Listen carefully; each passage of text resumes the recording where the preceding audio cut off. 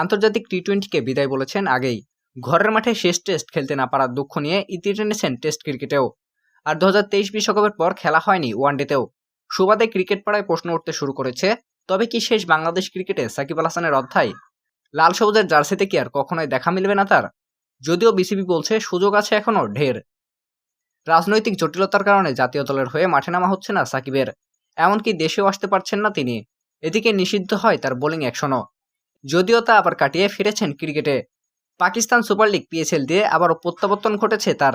যদিও 3টি ম্যাচ খেলে নামের সুবিচার করতে পারেননি একসময়ের নাম্বার 1 অলরাউন্ডার। তার বিষয়ে এখনো কি ভাবছে বিসিবি? সোমবার 26 মে রাজধানীর গুলশানে এক অনুষ্ঠানে এমনই এক প্রশ্নের সম্মুখীন হয়েছেন বিসিবির মিডিয়া বিভাগের চেয়ারম্যান মিঠু। তবে তিনি দিয়েছেন কৌশলে উত্তর। জানান, পারফরমেন্সই বলবে শেষ কথা।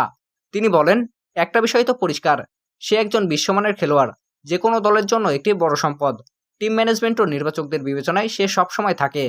অ্যাকশন শুধরানোর পর সাকিব তো এই প্রথম 2টি ম্যাচ খেললো, আরও কয়েকটা ম্যাচ খেলুক, তারপর উত্তর দিতে পারবো। যদিও সাকিবের ফেরাটা এখন অনেকটাই কেবল মুখে আটকে, কেননা তার ফেরা এখন অনেকটাই অসম্ভব। দেশে ফিরতে না পারায় খেলা হচ্ছে না ঘরোয়া লিগেও। বাংলা নিউজ লাইভ, রিফাত সরকার।